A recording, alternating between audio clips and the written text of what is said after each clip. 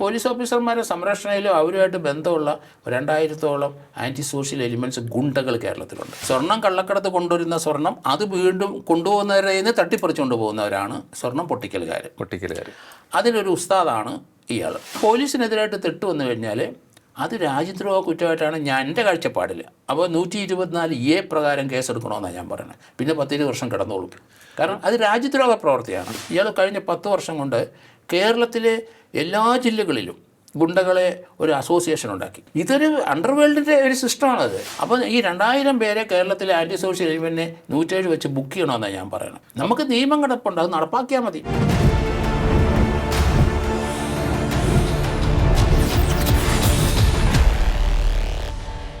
നമസ്കാരം. ടോക്കിംഗ് പോയിന്റിലേക്ക് സ്വാഗതം. പോലീസിനെ വെല്ലുവിളിച്ചും ഭീഷണിപ്പെടുത്തിയും ഒളിവിൽ കഴിഞ്ഞിരുന്ന കുപ്രസിദ്ധ ഗുണ്ട അർജുൻ ആയങ്കി പിടിയിലായിരിക്കുന്നു. 14 ദിവസത്തേക്ക് റിമാൻഡ് ചെയ്തു. ഇത്തരത്തിൽ റീൽസിലൂടെ പോലീസിനെ ഭീഷണിപ്പെടുത്തുകയൊക്കെ ചെയ്യുന്നത് ഇനി അവസാനിക്കുമെന്നാണ് പോലീസ് അധികാരികൾ പറയുന്നത്. പരിശോധിക്കാം നമുക്ക് ഈ എപ്പിസോഡിൻ്റെ വിവിധ വശങ്ങൾ, അതായത് ആയങ്കി എപ്പിസോഡിൻ്റെ വിവിധ വശങ്ങൾ. കാരണം ഇതിന് ഒരുപാട് മാനങ്ങളുണ്ട്, ഒരുപാട് വശങ്ങളുണ്ട്. നമ്മോടൊപ്പം ചേരുന്ന retired SP Shri George Joseph. നമസ്കാരം സർ, ടോക്കിംഗ് പോയിന്റിലേക്ക് സ്വാഗതം. അർജുൻ ആയങ്കി ഒളിവിൽ ഇരുന്ന് പോലീസിനെ വളരെ ശക്തമായി വെല്ലുവിളിച്ചു, ഭീഷണിപ്പെടുത്തി നേരത്തെ അറസ്റ്റ് ചെയ്ത CIA നിരന്തരം ഭീഷണിപ്പെടുത്തിക്കൊണ്ടിരുന്നു. ഇത്തരത്തിലുള്ളൊരു സാഹചര്യം ഇങ്ങനെ തുടർന്നു കൊണ്ടുപോയപ്പോൾ എല്ലാവർക്കും ഒരു ആശങ്കയായി. ഇങ്ങനെ കേരളത്തിൽ ഒരു ഗുണ്ട ഒളിവിൽ കഴിയുന്നു, അറസ്റ്റ് ചെയ്യുന്ന പോലീസുകാരനെ ഭീഷണിപ്പെടുത്തുന്നു, വെടിവെക്കാൻ വെല്ലുവിളിക്കുന്നു, ധൈര്യമുണ്ടെങ്കിൽ വാ, നിങ്ങളുടെ തോക്കിൻ്റെ ഉണ്ട ഒരാതെ വരും എന്ന് പറയുന്നു. ഇങ്ങനെയുള്ള ഗുണ്ടകൾ വെല്ലുവിളി നടത്തുമ്പോൾ അതിനെ പിന്തുണയ്ക്കാൻ കുറേയേറെ പേർ വരുന്നു. ആ റീൽസ് ലൈക്ക് ചെയ്യാനും അനുകൂലിച്ച് കമൻറ്റ് ചെയ്യാനും ഒക്കെ കുറേയേറെ പേർ വരുന്നു, പോലീസിനെ അധിക്ഷേപിക്കുന്നു. അതിനുശേഷമാണ് ഇപ്പോൾ പിടിയിലായിരിക്കുന്നത്. ഈ വിഷയത്തെ എങ്ങനെയാണ് അങ്ങ് കാണുന്നത്? അല്ല, ഇയാൾക്കൊരു 8-10 വർഷമായിട്ടല്ലേ 10-15 വർഷമായിട്ട് CPMൻ്റെ പിന്തുണയുണ്ടായിരുന്നു. അവരെ താഴെക്കടയിലുള്ള ആൾക്കാരായിരിക്കാം. അയാളൊരു CPM കാരനെന്ന് പറഞ്ഞല്ലേ നടക്കുന്നത്. അങ്ങനെ നടന്നത് ഇതുപോലെയുള്ള പല തട്ടിപ്പുകൾ നടത്തിയിട്ടൊക്കെ പ്രൊട്ടക്ഷൻ ലഭിച്ചു. പല രാഷ്ട്രീയ സ്വാധീനം കൊണ്ടൊക്കെ നമ്മൾ ഉദ്ദേശിക്കുന്ന അയാൾക്ക് ഒരു ശിക്ഷ ലഭിച്ചില്ല. ഇയാൾ ഈ സ്വർണം പൊട്ടിക്കൽ കേസ്, കാരണം വിദേശത്ത് നിന്ന് വരുന്ന സ്വർണം കൊണ്ടുവരുന്നത് അത് എയർപോർട്ടിൽ നിന്ന് ചിലപ്പം സൊല്യൂഷനായിട്ടോ വേറെ ഇതായിട്ട് കൺവേർട്ട് ചെയ്തൊക്കെയാണ് വരുന്നത്. അങ്ങനെ ചിലപ്പം കസ്റ്റംസിനെ പറ്റിച്ച് കുറച്ച് പേര് ഇറങ്ങും, ചിലപ്പോൾ അവരുടെ കൺസെൻറ്റോടുകൂടി ഇറങ്ങും. ആ ഇറങ്ങി വരുന്നത് അത് ഒറിജിനൽ ആൾക്കാരെ എത്തിക്കാൻ പ്രൊട്ടക്ഷനായിട്ട് ഒരു ഗ്രൂപ്പ് ഉണ്ടാവും. അങ്ങനെ പ്രൊട്ടക്ഷനോട് കൊണ്ടുപോകുന്ന ഈ സ്വർണം അത് പൊട്ടിക്കും വേറൊരു ടീം. അവരാണ് ആയങ്കി സെറ്റുകളുമാണ് അങ്ങനെ പൊട്ടിക്കുന്നത്. അതുകൊണ്ടാണ് അയാളെ പൊട്ടിക്കൽ എന്നുള്ള വാക്ക് മലയാളത്തിൽ വന്നതും. സ്വർണം പൊട്ടിക്കൽ എന്ന് പറഞ്ഞാൽ സ്വർണം കള്ളക്കടത്ത് കൊണ്ടുവരുന്ന സ്വർണം അത് വീണ്ടും കൊണ്ടുപോകുന്നവരെ നിന്ന് തട്ടിപ്പറിച്ചുകൊണ്ട് പോകുന്നവരാണ് സ്വർണം പൊട്ടിക്കലുകാർ. അതിലൊരു ഉസ്താദാണ് ഇയാൾ. അപ്പോൾ ഇയാൾ ഒരു കുറേ വർഷങ്ങൾക്ക് മുമ്പ്, ഒരു 3-4 വർഷമായി കാണും, സ്വർണം പൊട്ടിച്ചുകൊണ്ട് പോകുന്നവരൊക്കെ വീണ്ടും ഗ്രൂപ്പുകളുണ്ടായി. ഈ പൊട്ടിച്ചെടുക്കുന്നവരെന്ന് വീണ്ടും പിടിക്കാൻ വേറെ ചിലർ അറ്റംപ്റ്റ് ചെയ്യും. ഇതിപ്പോൾ എല്ലാവർക്കും ഈ ഗുണ്ടകൾക്ക് എല്ലാവർക്കും ഈ മെസ്സേജ് കാണും. അങ്ങനെ 2-3 ഗ്രൂപ്പുകളാവും ഈ സ്വർണം കൈവശപ്പെടുത്താൻ. അങ്ങനെ 100, 110, 120 കിലോമീറ്റർ സ്പീഡിൽ വാഹനങ്ങൾ മുന്നോട്ട് പോകും. അവരും പോകും. അങ്ങനെ അത് കൂട്ടിയിടിച്ചു. കോഴിക്കോട് 5 പേര് മരിച്ചു. അതിൻ്റെ ഉസ്താദ് ഇവനായിരുന്നു. അതിന് പിന്നെ ഇത് കേസുണ്ട്. വേറൊരാളെ കൊന്നതിനൊരു കേസുണ്ട്. ഇപ്പോൾ ഏകദേശം 23ഓളം കേസുകളുണ്ട്. പക്ഷേ അപ്പോൾ കഴിഞ്ഞ CPM ഗവൺമെൻറ് കാലഘട്ടത്തിൽ ഇവനെ ഈ രാഷ്ട്രീയത്തിൻ്റെ മറവിലും അവനെ DYFIയുടെ പ്രതിനിധിയാണെന്നൊക്കെ പറഞ്ഞ് അവരെയൊക്കെ വിരട്ടിയും പിടിച്ചുമൊക്കെ താഴെക്കടയുള്ളവരൊക്കെ ചെയ്ത് ഇവനെ ഒരു പ്രൊട്ടക്ഷൻ കിട്ടിക്കൊണ്ടിരുന്നു. ഇപ്പോഴും ആ വേട്ട ഏക്കുമെന്നാണ് വിചാരിച്ചത്. കുറേ വർഷമായിട്ട് അവന് നടപടിയില്ലല്ലോ അവനെതിരെ. അപ്പോൾ ഇവനെ ഇപ്പോഴും അത് ഏക്കുമെന്ന് വിചാരിച്ചിട്ടാണ് വിവരക്കേടല്ലേ കാണിക്കുന്നത്. മുഴുവൻ പറഞ്ഞതും കാണിച്ചതെല്ലാം വിവരക്കേട്. അപ്പോൾ ഞാൻ ഉൾപ്പെടെയുള്ളവർ ഇവനെ ഇങ്ങനെയുള്ള ക്രിമിനലിനെ നമ്മൾ വെടിവെച്ചാണ് പിടിക്കേണ്ടത്.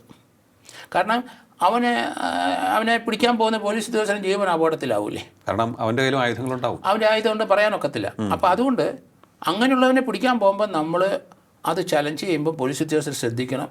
ഒന്നെങ്കിൽ വെടിവെച്ച്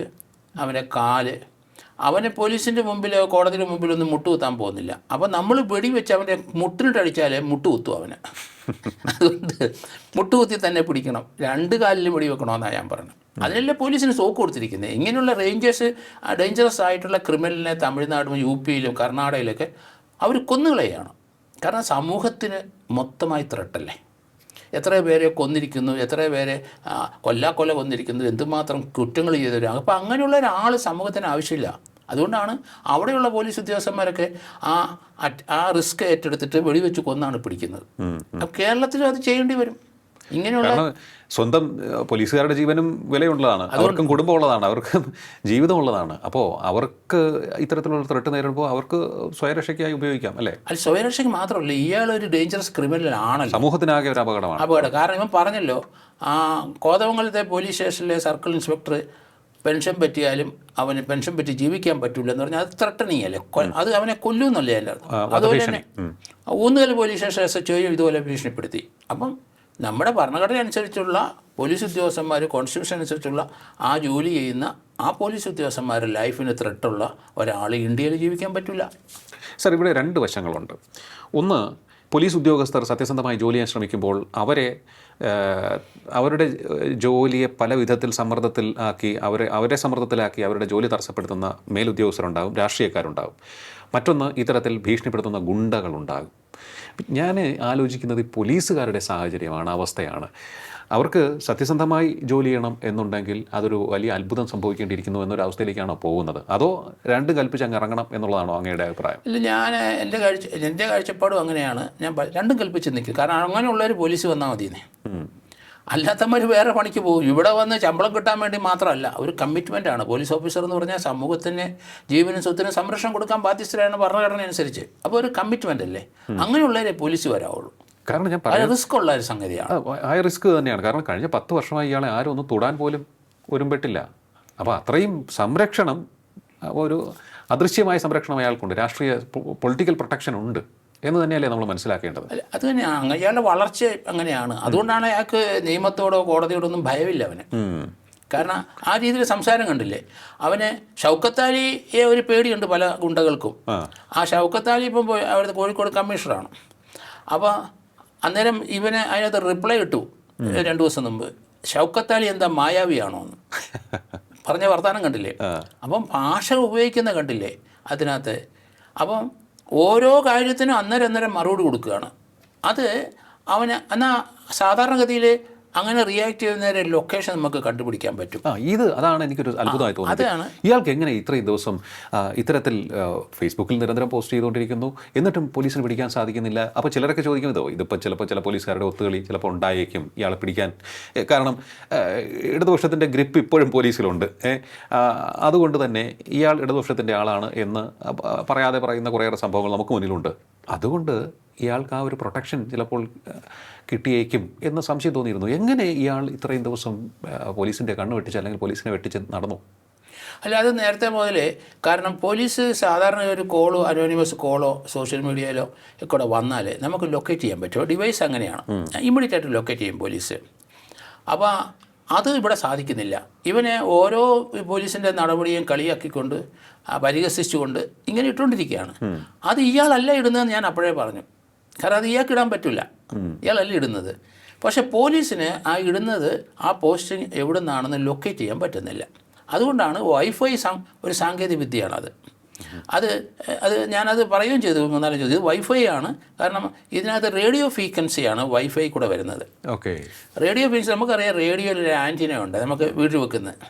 അത് ഈ ഡിജിറ്റൽ കമ്പ്യൂട്ടറൊക്കെ വരുന്നതിന് മുമ്പ് റേഡിയോ ഉണ്ട് നമുക്ക്. അത് വേവ്സാണ്, അത് റേഡിയോ വേവ്സാണ് അത്. അപ്പോൾ ആ വേവ്സ് പോകുന്നത് അതിൻ്റെ 2.4 GHz അല്ലെങ്കിൽ 5 GHz റേഡിയോയുടെ സംഗീതം നമ്മൾ കേൾക്കുന്നത്.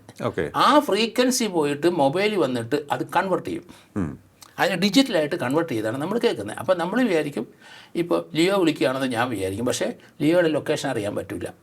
അത് റേഡിയോ വേവ്സാണ് വരുന്നത്. അത് കണ്ടുപിടിക്കുന്നവനാണ് ഇപ്പം. അന്നേരം അത് മൂന്നാമതൊരാൾക്ക് ചെയ്യാൻ ഒക്കുള്ളൂ, ഇയാളല്ല ചെയ്യുന്നത്. കാരണം ലൊക്കേറ്റ് എന്നാൽ റേഡിയോ വേവ്സ് ആണെങ്കിലും ശരി അത് നമുക്ക് ലൊക്കേറ്റ് ചെയ്യാൻ പറ്റും, വൈഫൈ ലൊക്കേറ്റ് ചെയ്യാൻ പറ്റും. അത് എനിക്ക് തോന്നുന്ന ടെക്നോളജി, അത് എവിടെ ആ വൈഫൈ കോൾ വരുമ്പം അത് വൈഫൈ ആണെന്ന് നമുക്ക് തോന്നിയാൽ അത് കുറച്ച് നേരം പ്രസ് ചെയ്ത് പിടിച്ചാൽ ആളുടെ മൊബൈൽ നമ്പർ നമുക്ക് കിട്ടും. ടെക്നോളജി അങ്ങനെയാണ്. കാരണം അനോണിമസ് ആർക്കും യൂട്യൂബിൽ കൂടി അല്ലെങ്കിൽ ഫേസ്ബുക്കിൽ കൂടി ഒന്നും അനോണിമസ് കോൾസ് ഒന്നും ലോകത്ത് ആർക്കും അത് അതിൻ്റെ ക്രിയേഷൻ നിയമം അങ്ങനെയാണ്, ആർക്കും അങ്ങനെ ഒരു കോൾ വരാൻ പറ്റത്തില്ല. പക്ഷേ കോൾ അനോണിമസ് വരുന്നുണ്ട്, ഈ വൈഫൈ പോലെ ഡാർക്ക് വെബ് എന്നൊക്കെ പറഞ്ഞ് ഒത്തിരി സംഗതികളുണ്ടല്ലോ. അപ്പോൾ അങ്ങനെ ടെക്നോളജി, പക്ഷേ അത് നമുക്ക് തീർച്ചയായിട്ടും അത് ലൊക്കേറ്റ് ചെയ്യാൻ പറ്റും. അഡ്വാൻസ്ഡ് ടെക്നോളജി അറിയാവുന്നവർക്ക് ലൊക്കേറ്റ് ചെയ്യാൻ പറ്റും. ഇവിടെ ഈ വൈഫൈ കൂടെയാണ് വിളിച്ചുകൊണ്ടിരുന്നത്. അതുകൊണ്ട് പോലീസ് എവിടുന്ന് ആ കോൾ വരുന്നതെന്ന് അറിയത്തില്ല. പക്ഷേ പോലീസ് അത് കണ്ടുപിടിച്ചു. ഇപ്പം ഇയാളുടെ അനിയൻ അജയാണ്, അവന് 24 വയസ്സേ ഉള്ളൂ. അവനെ ഇന്നലെ അറസ്റ്റ് ചെയ്തു. ഇവനെ അറസ്റ്റ് ചെയ്യുന്നതിന് മുമ്പ് 12:30 അറസ്റ്റ് ചെയ്തു. അപ്പോൾ പക്ഷേ അതുകൊണ്ട് ഞാൻ പറയണത് ഇയാളെ പോലെ തന്നെയാണ്, ഇയാളുടെ ക്രിമിനലാണ് ഇയാളുടെ അനിയൻ. കാരണം ചേട്ടൻ്റെ ക്രിമിനാലിറ്റി കൂട്ടു നിൽക്കുകയല്ലേ. അയാളുടെ ജ്യേഷ്ഠൻ്റെ കൂടെയാണ് ഇവർ കാറയിൽ എസ്കേപ്പ് ചെയ്ത് പോയത്. അപ്പോൾ ആ കുടുംബം മുഴുവൻ ഒരു ക്രിമിനൽ മൈൻഡുള്ളവരാണ്. അതുകൊണ്ട് ചേട്ടനെ അനിയനെയും വിടാൻ നോക്കൂല ഇവൻ്റെ. അയാളും നിയമത്തിൻ്റെ പരിധി കൊണ്ടുവന്നേ പറ്റുള്ളൂ. കാരണം ഒരേ മൈൻഡ് സെറ്റാണ് അവർക്കെല്ലാവർക്കും. അതുകൊണ്ട് ഇങ്ങനെയുള്ള ക്രിമിനൽസിനെ നമ്മൾ ഒരു ഇമ്മീഡിയറ്റായിട്ട് ഞാൻ പറയുന്നത് കാപ്പ ഉപയോഗിക്കുക. പിന്നെ ഭരണഘടനയ്ക്ക് എതിരായിട്ടാണ് ഇവർ ഈ ചലഞ്ച് ചെയ്യുന്നതും പോലീസിനെ ചലഞ്ച് ചെയ്യുന്നത്. ഇപ്പം പോലീസ് ഓഫീസേഴ്സൊക്കെ അത് പറയുന്നത് കേട്ടില്ലേ. അത് ഭരണഘടന പ്രകാരമാണ് ഈ പോലീസിനെ നമ്മൾ കാണേണ്ടതും അത് സമൂഹത്തിനെ സംരക്ഷിക്കുന്നതൊക്കെ പോലീസാണ്. അപ്പോൾ ആ പോലീസിനെതിരായിട്ട് തെറ്റ് വന്നു കഴിഞ്ഞാൽ അത് രാജ്യദ്രോഹ കുറ്റമായിട്ടാണ് എൻ്റെ കാഴ്ചപ്പാടിൽ. അപ്പോൾ 124A പ്രകാരം കേസെടുക്കണമെന്നാണ് ഞാൻ പറയുന്നത്. പിന്നെ 10-20 വർഷം കിടന്നോളും. കാരണം അത് രാജ്യദ്രോഹ പ്രവൃത്തിയാണ്, ഇവിടുത്തെ സിസ്റ്റത്തിനെയാണ് ത്രട്ടൻ ചെയ്യുന്നത്. അതുകൊണ്ട് അതിന് 124A BNS കൂടെ ആ കേസ് എടുക്കണമെന്ന് ഞാൻ പറയുന്നത്. പിന്നെ ഒരു കാര്യം ഗവൺമെൻറ് ശ്രദ്ധിക്കേണ്ട ഒരു കാര്യം കൂടെയുണ്ട്. കാരണം കേരളത്തിലെ ഈ കഴിഞ്ഞ ഗവൺമെൻറ് കാലത്തെ 506 പോലീസ് ഓഫീസർമാർ ഈ ഗുണ്ടകളൊക്കെ ആയിട്ട് ബന്ധപ്പെട്ടിട്ടുണ്ട്. 506 പേരുടെ ലിസ്റ്റുണ്ട്. അതിനകത്ത് 10-28 പേരെ ടെർമിനേറ്റ് ചെയ്തു. ആ ഡിവൈസ് റാങ്ക് വരെയുള്ളവരെ ടെർമിനേറ്റ് ചെയ്തിട്ടുണ്ട്. പക്ഷേ അവരെ പലരും പിന്നീട് തിരിച്ച് ഹൈക്കോടതിയിലൊക്കെ പോയി സർവീസിൽ കയറിയെന്നും പറയുന്നുണ്ട്. അപ്പോൾ നമ്മളൊരു കാര്യം ചെയ്യണം, ഈ പോലീസ് ഓഫീസർമാർക്കെതിരായിട്ട് ഇനി നടപടികൾ തുടരണം. അത് ഭരണഘടന അനുസരിച്ച് ഒരു ക്യാബിനറ്റ് വേണം ഇവരെ ടെർമിനേറ്റ് ചെയ്ത് കളയാം. അതിന് വകുപ്പുണ്ട്. അങ്ങനെയുള്ളവർ കോടതി പോയിട്ട് വരട്ടെന്നേ, അവരതിൻ്റെ പുറകെ നടക്കട്ടെ, നമുക്ക് സർവീസിൽ ഇരിക്കണ്ട. അതേസമയത്ത് ഇവർ ഈ പോലീസ് ഓഫീസർമാരുടെ സംരക്ഷണയിലും അവരുമായിട്ട് ബന്ധമുള്ള 2000-ഓളം ആൻറ്റി സോഷ്യൽ എലിമെൻറ്റ്സ് ഗുണ്ടകൾ കേരളത്തിലുണ്ട്. 2500 മുകളിൽ. ആ 2000-3000 വരെ ഉണ്ടെന്ന് കണക്ക് പറയുന്നത്. എന്നാലും 2000-ന് മുകളിലാണല്ലോ. അപ്പോൾ ഇവർക്കെതിരായിട്ട് നമ്മൾ എന്ത് ചെയ്യണമെന്നറിയാം, നമ്മൾ നടപടി എടുക്കണം. കാരണം ഞാൻ സിമ്പിൾ കാര്യമാണ് പറയണേ. ഈ 2000 ഗുണ്ടകൾക്കെതിരായിട്ട് ഒരു കേസ് നടത്തി അവ ജാമ്യത്തിൽ ഇറങ്ങി ശിക്ഷിച്ച് വരാൻ വർഷങ്ങളെടുക്കും. അതിന് പകരം ഈസി ആയിട്ടൊരു കാര്യം ചെയ്യാൻ പറ്റും. ഈ 2000 പേരെ നമുക്ക് 107 CRPC അനുസരിച്ച് RO കോടതി പോകണ്ട, RO ഒരു ബോണ്ട് തയ്യാറാക്കാം. ഒരു വർഷം വെക്കാം. ഇപ്പോൾ ഈ മേലെ ഞാൻ ഈ കുറ്റമൊന്നും ഉണ്ടാക്കുന്നുണ്ട് പറഞ്ഞപ്പോൾ ലോ ആൻഡ് ഓർഡർ ഇഷ്യൂ ആണല്ലോ. അപ്പോൾ RO ഇവരെ സമൻ ചെയ്ത് അവിടെ വരുത്തും, പോലീസ് റിപ്പോർട്ട് അനുസരിച്ച്. എന്നിട്ട് അവന് ജാമ്യക്കാരെ വെച്ചിട്ട് ഒരു ബോണ്ട് തയ്യാറാക്കി 1 ഇയർ വെക്കും. പിന്നീട് ഇവൻ ആരെങ്കിലും ചീത്ത വിളിച്ച ഒരു കംപ്ലയിൻറ്റ് കിട്ടിയാൽ മതി, ഓട്ടോമാറ്റിക് ബെയിൽ ബോണ്ട് ക്യാൻസലാവും. 1 വർഷമകത്ത് കിട്ടും. അതിനുശേഷം വെളിയിൽ ഇറങ്ങിയാലും വീണ്ടും റിപ്പീറ്റ് ചെയ്യരുത്. ഞാനങ്ങനെ ചെയ്തിട്ടുണ്ട്. ഇപ്പോൾ ആരും അത് ചെയ്യുന്നില്ല ഈ പോലീസ് ഓഫീസേഴ്സ്. അതിന് പ്രൊവിഷൻ കിടപ്പുണ്ട്. RDO ആണ് അത് കോടതിയിലൊന്നും പോകേണ്ട ആവശ്യമില്ല. റവന്യൂ ഡിവിഷണൽ ഓഫീസറാണ് അത് നോക്കുന്നത്. അവിടെ കൊടുത്തു കഴിഞ്ഞാൽ ബോണ്ട് വെക്കണമെന്ന് പറയും. ബോണ്ട് വെച്ച് കഴിഞ്ഞാൽ വീണ്ടും ഒരു കംപ്ലയിൻറ്റ് എഴുതി RDOയുടെ അടുത്ത് നമ്മൾ കൊടുത്താൽ മതി, ഇവൻ വീണ്ടും തുടങ്ങിയിട്ടുണ്ടെന്ന് പറഞ്ഞാൽ അപ്പോൾ 1 വർഷം. അത് ചലഞ്ച് ചെയ്യാൻ പറ്റില്ല. കോടതിയിലൊന്നും പോയി അതിനകത്ത് വലിയ സ്കോപ്പൊന്നുമില്ല. അപ്പോൾ ഈ 2000 പേരെ കേരളത്തിലെ ആൻറ്റി സോഷ്യൽ എലിമെൻറ്റിനെ 107 വെച്ച് ബുക്ക് ചെയ്യണമെന്നാണ് ഞാൻ പറയണം. അത് ചെയ്യണം പോലീസ്. നമുക്ക് നിയമം കിടപ്പുണ്ട്, അത് നടപ്പാക്കിയാൽ മതി. കാരണം അതാണ് ഈ നിയമം നമ്മൾ കൃത്യമായി നടപ്പിലാക്കുന്നില്ല. അതില്ല. കർക്കശമായിട്ടുള്ള വ്യവസ്ഥകൾ ചുമത്തി ഇവരെ അകത്താക്കാനുള്ള നടപടി സ്വീകരിക്കണം. അങ്ങനെയാണെന്നുണ്ടെങ്കിൽ ഇവരൊരു ത്രട്ടായി നിൽക്കില്ല എന്ന് തന്നെയാണ്.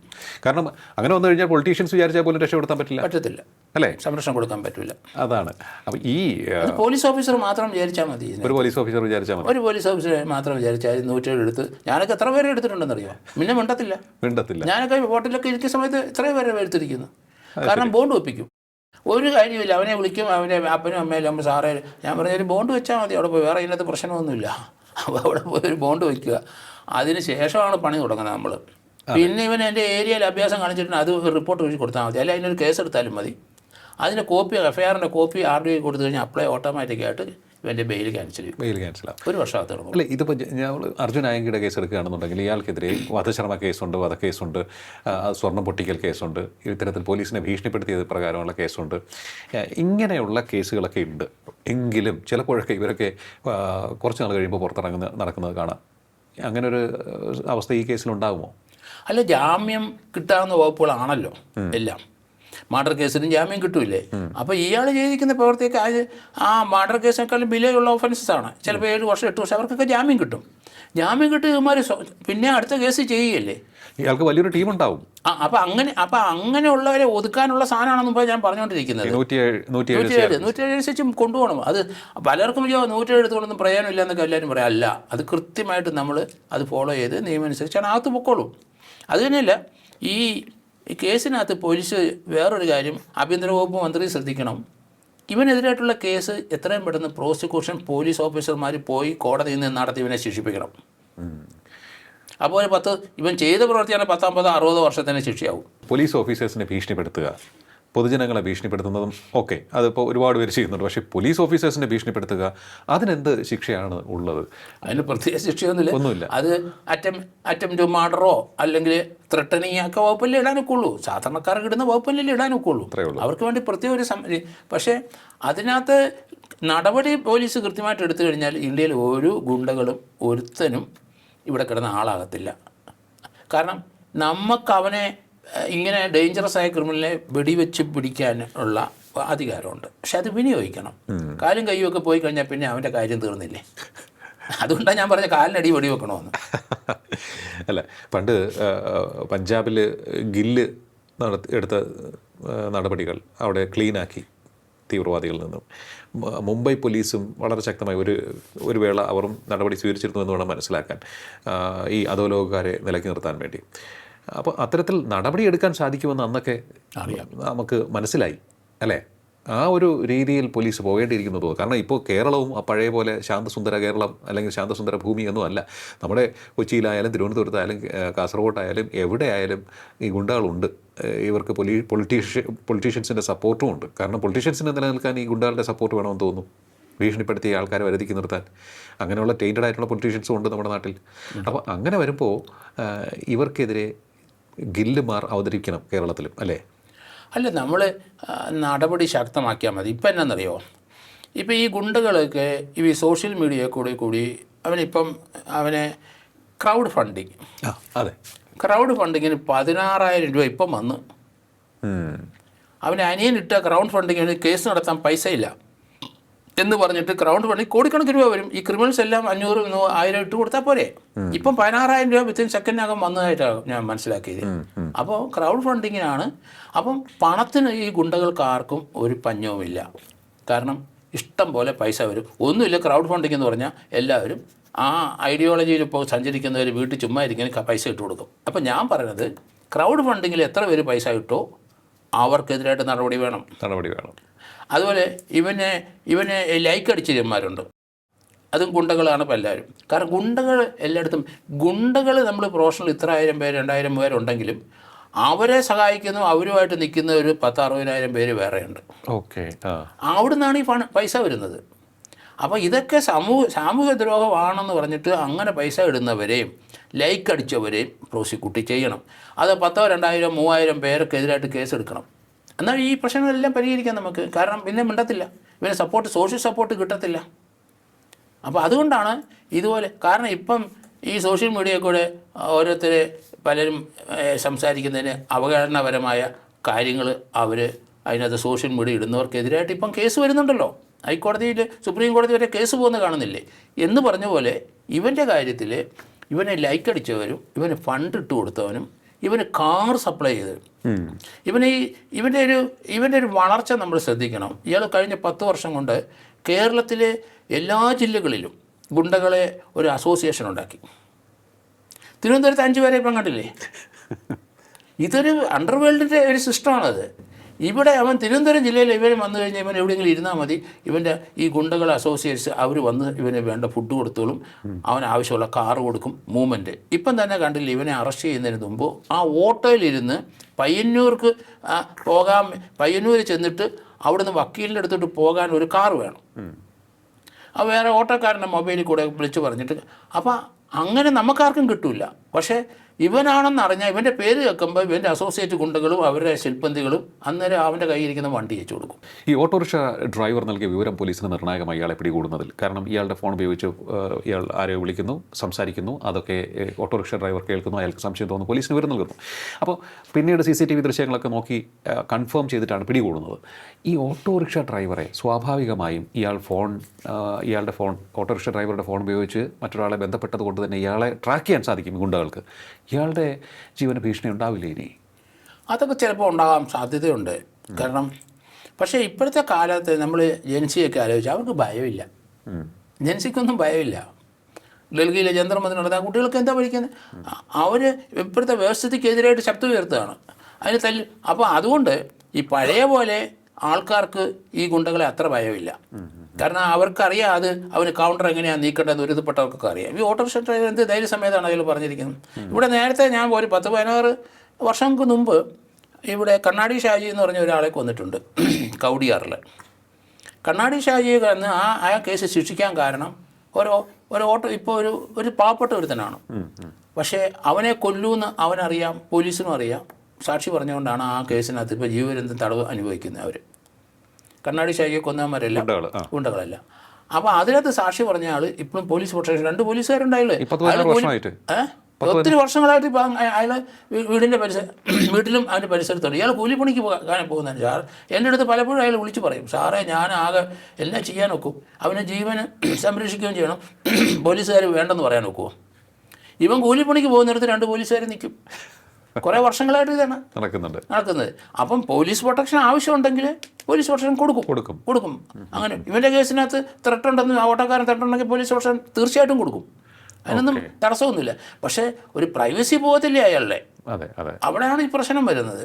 അപ്പോൾ അതുകൊണ്ട് ഇപ്പോഴങ്ങനെ ആൾക്കാർക്കൊന്നും കാരണം പെട്ടെന്ന് ഡിജിറ്റൽ ഫോണും മറ്റേതും മറിച്ചതൊക്കെ ഉള്ളതുകൊണ്ട് പണ്ടത്തെ പോലെ നമ്മൾ സാക്ഷി പറഞ്ഞിട്ട് പിന്നെ അവൻ്റെ വീട് തപ്പിപ്പോൾ ഞാനങ്ങനെ പോയിട്ടുണ്ട്. എൻ്റെ ഒരു കേസിനകത്ത് ഒരു സാക്ഷി പറഞ്ഞവനെ വിരട്ടി. അപ്പം ഞാൻ ഇവിടുന്ന് അടിമാലി പോയി. അവൻ അടിമാലി മലയുടെ മുകളിലാണ് താമസിക്കുന്നത്, മൊബൈലൊന്നും ഇല്ലല്ലോ. അപ്പോൾ ഞാൻ അവൻ്റെ വീട്ടിൽ ചെന്നു. പേടിക്കണ്ടെന്നൊരു ധൈര്യം കൊടുത്തിട്ട് സാക്ഷി പറഞ്ഞവനാണ്. അപ്പോൾ അത് പോലീസ് ഉദ്യോഗസ്ഥർ ചെയ്യണ്ടേ? ഇപ്പോൾ ആരും അങ്ങനെ പോകത്തില്ല. നമ്മൾ പോയി, ഞാൻ തിരുവനന്തപുരത്ത് നിന്ന് അടിമാലി വരെ പോയി അവനെ കണ്ട് നല്ല ധൈര്യം കൊടുത്ത് ഒന്നും പേടിക്കണ്ട, അവന് അവിടുത്തെ പോലീസ് ഉദ്യോഗസ്ഥന്മാരെ കൊണ്ട് പരിചയപ്പെടുത്തി കൊടുത്ത് ഏകദേശം പാതിരാത്രി ഇവൻ വിളിക്കുകയോ എന്തെങ്കിലും ചെയ്താൽ അപ്പോൾ സംരക്ഷണം കൊടുക്കണമെന്നുള്ള. അപ്പോൾ നമ്മൾ പ്രൊട്ടക്റ്റ് ചെയ്യും. അത് നല്ല പോലീസ് ഓഫീസേഴ്സ് എല്ലാവരും പ്രൊട്ടക്റ്റ് ചെയ്യും. അതുപോലെ ഈ കേസിനകത്തും അങ്ങനെ അയാൾക്ക് ഇപ്പം പോലീസിനെ നമുക്ക് ഈസിയായിട്ട് അപ്രോച്ച് ചെയ്യാൻ പറ്റും. നീതിയൊന്നും കിട്ടില്ല എന്നൊക്കെ പറയുമെങ്കിലും എപ്പോൾ ഏത് പാതിരാത്രിക്കും പോലീസ് സ്റ്റേഷനിൽ ചെന്നാൽ അവർ കേൾക്കും കാര്യങ്ങൾ. വേറൊരു സംഭവം സാർ, ഈ പേടിയില്ലാത്ത ഗുണ്ടകൾ നാടിനാപത്താണ്. ഇവർക്ക് എന്തും ചെയ്യാനുള്ള ലൈസൻസ് ഉള്ള പോലെയാണ് അവർ നടക്കുന്നത്. പക്ഷേ പോലീസ് വളരെ കർക്കശമായ നടപടിയിലേക്കൊക്കെ തന്നെ പോയി കഴിഞ്ഞാൽ, നമ്മൾ ഉദാഹരണത്തിന് ഉത്തർപ്രദേശിൻ്റെ കാര്യം എടുത്തു കഴിഞ്ഞാൽ, യോഗി ആദിത്യനാഥ് അധികാരത്തിലേറിയതിന് ശേഷം അധികാരത്തിലേറുന്ന സമയത്ത് അവിടെ ഗുണ്ടാരാജായിരുന്നു. 16,284 എൻകൗണ്ടറുകൾ നടത്തി. അതിൽ ഒട്ടേറെ പേർ 286 മറ്റും പേർ കൊല്ലപ്പെട്ടു. 10,000-ലേറെ പേർ 11,000-ഓളം പേർ കൃത്യമായി പറഞ്ഞാൽ 10,990 പേർക്ക് പരിക്കേൽക്കുകയും ചെയ്തു. ഇപ്പോൾ അവിടെ ഒതുങ്ങി. ഈ ഗുണ്ടകളൊന്നും തന്നെ തലപൊക്കുന്നില്ല. ഈവൻ ആൻറ്റി നാഷണൽ എലമെൻറ്റ്സ് പോലും ഈ പോലീസിൻ്റെ നടപടിയിൽ പത്തിമടക്കിയവരുണ്ട്. അപ്പോൾ അത്തരത്തിൽ ഉള്ള ഒരു നീക്കത്തെ എങ്ങനെയാണ് അങ്ങ് കാണുന്നത്? അല്ല, അത് നമ്മൾ സ്വാഗതം ചെയ്യണം. കാരണം സമൂഹത്തിൽ ഇതുപോലെയുള്ള ക്രിമിനൽസ് ഒരു കോൺട്രിബ്യൂഷനും നടത്തുന്നില്ല. അത് സമൂഹത്തിലുള്ള നല്ലതായിട്ട് ജീവിക്കുന്നവർക്ക് വലിയ ബുദ്ധിമുട്ടും പ്രയാസവും സാമ്പത്തിക നഷ്ടവും ഭയവും എല്ലാം വരുന്നതല്ലേ. അപ്പോൾ അങ്ങനെയുള്ളൊരു സമൂഹത്തിൽ ആവശ്യമില്ല നമുക്ക്. അതുകൊണ്ട് അവരെ വെടിവെച്ച് കൊല്ലുന്നത് സന്തോഷകര കാര്യമെന്നാണ് ഞാൻ പറയണത്. കാരണം UP കയറും അങ്ങനെ ഇത് നടപ്പാക്കാൻ പറ്റുള്ളൂ. അല്ലാതെ അവരെ നന്നാക്കി എടുക്കാൻ ഇവിടെ ആരെക്കൊണ്ട് സാധിക്കത്തില്ല, നമുക്കും പറ്റില്ല, നന്നാകത്തുമില്ല. അവരങ്ങനെ ശീലിച്ചു പോയി. അപ്പോൾ അതുകൊണ്ട് അങ്ങനെയുള്ള സമയത്ത് ഇതൊരു ഡേഞ്ചറസ് ആയ ക്രിമിനലിനെ വെടിവെച്ച് സമൂഹത്തിൻ്റെ നന്മയ്ക്ക് വേണ്ടി നമ്മളത് വെടിവെച്ച് കൊല്ലുന്നതാണ് നല്ലത്. ഏതായാലും സമൂഹത്തിൻ്റെ നന്മയ്ക്ക് വേണ്ടി പോലീസ് കർക്കശമായ നടപടി സ്വീകരിക്കേണ്ടിയിരിക്കുന്നു. ധൈര്യത്തോടുകൂടി സത്യസന്ധരായ ഉദ്യോഗസ്ഥർ മുന്നോട്ട് പോവുക. നിങ്ങൾക്ക് നീതി നടപ്പിലാക്കാൻ സാധിക്കും. നിങ്ങൾക്കൊപ്പം ജനങ്ങളുണ്ടാകും. ഒപ്പം എതിർ നിൽക്കുന്നവർക്ക് പിന്നീട് നിങ്ങളെ പിന്തുണയ്ക്കേണ്ട സാഹചര്യവും ഉണ്ടാകും. ആയങ്കിമാർ ജാഗ്രത. ഇനി അങ്ങോട്ട് നിങ്ങൾക്ക് പൂട്ട് വീഴും.